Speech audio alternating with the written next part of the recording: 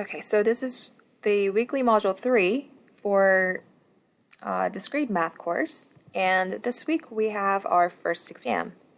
Alright, so under Learning Resources, I have Exam 1 Review, and I have posted the practice exam, which looks extremely similar to the actual exam, and the solutions to this practice exam. So I highly recommend you guys to do the exam problems first, give it a try before watching these solutions videos.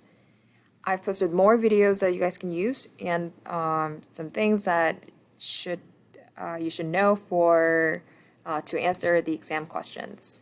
Okay, and let's go back to our weekly assignment. All right, so for this week's discussion board, which constitutes your attendance, you have to you have to answer me 2 questions. First question is, what is the last math course you have completed? This could be in college or high school, although for this class, I doubt any students are coming from the high school level. And second question is, how many hours did you spend on homework 2?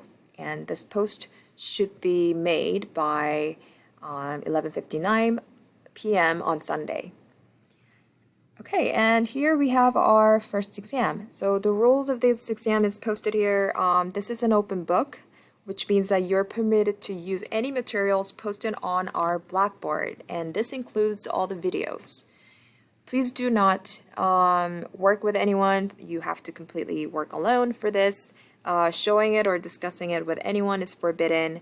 You may not consult any external resources. This means no internet searches, materials from other classes or books.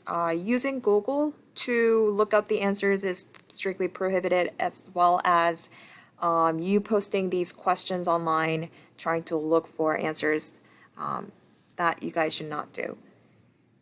Please spend no more than 70 minutes on this test, and you have to write this statement on top of your exam and sign, I have read and understood the rules of this exam, before you guys start showing me your work for question 1. Okay. All right, so that's all the instructions, and please email me with any other questions.